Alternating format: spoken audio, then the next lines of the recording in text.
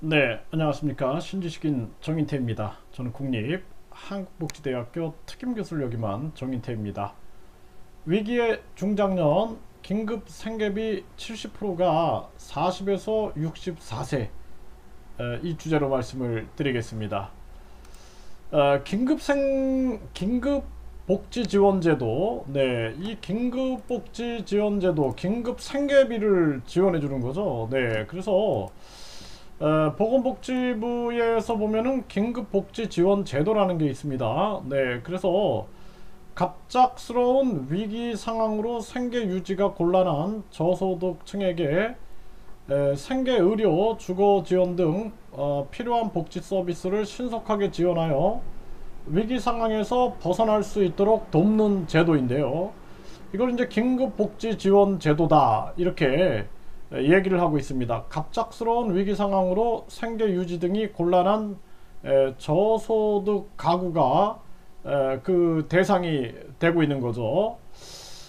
네, 그런데 이러한 상황에서 보면은 이 긴급 생계비의 70%가 40에서 64세였다라는 거예요. 그러니까 위기의 중장년이 되는 거죠. 이 굉장히 심각한 거죠. 그래서 이 지금 부산의 상황을 가지고 지금 분석을 했는데, 그런데 이 전국적으로 이런 현상이 당연할 거다 이렇게 생각을 해요. 네, 그래서 근로 능력이 있는 중장년층에서 위기 가구가 크게 늘어났다라는 것입니다. 그래서 이 한 분은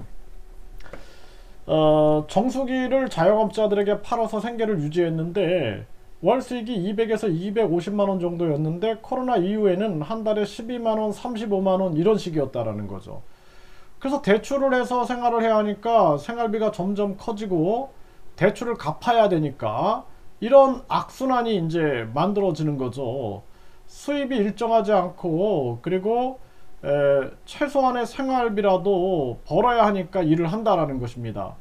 그래서 이런 분들이 무려 70%가 40에서 64세다. 그러니까 위기의 중장년들이다. 이런 얘기를 하게 되는 거죠. 이게 아주 심각한 그러한 정황인데요. 그래서 이제 한국 같은 경우에는 세계 10대, 네, 세계 10대 경제 대국이다. 이렇게 얘기를 합니다.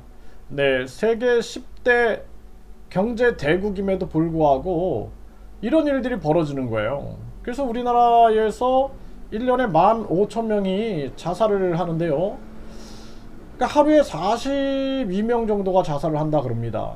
네, 1년에 15,000명.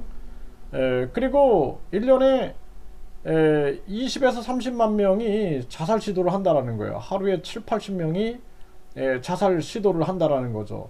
이 정도로 우리나라가 심각하다라는 것입니다. 그래서 이 자살을 20에서 30만 명이 자살 시도를 하기 때문에 이로 인해서 심리적 고통을 받는 사람들, 그 가족들, 뭐 친구, 애인 고통을 받겠죠. 이런 사람들이 무려 100만이다라는 거예요. 100만.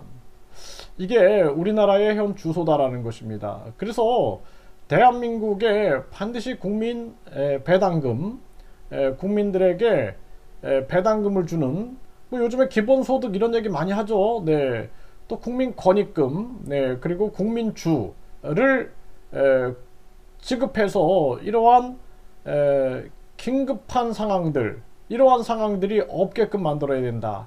이것이 세계 세계 10대 경제 대국 대한민국의 현 주소인가. 양극화가 너무 심하다라는 거죠. 이러한 부분들을 반드시 국민 배당금, 국민 권익금, 국민주로 우리가 안정된 시스템을 만들어야 된다. 이렇게 말씀을 드립니다.